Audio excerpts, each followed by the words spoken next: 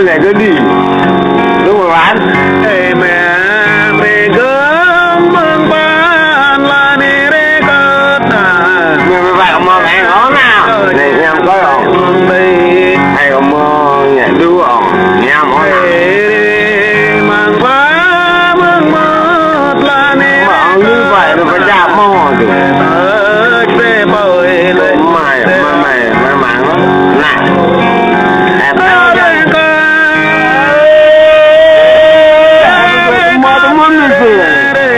cười lo mà em làm đúng rồi bạn để cưới này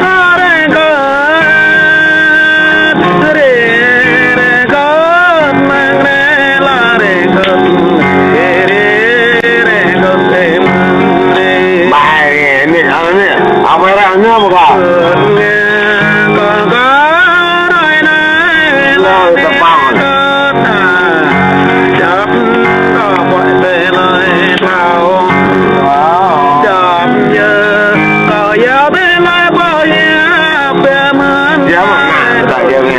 gắn rồi nếu nào thì báo nào mà mệt thì mệt đó mệt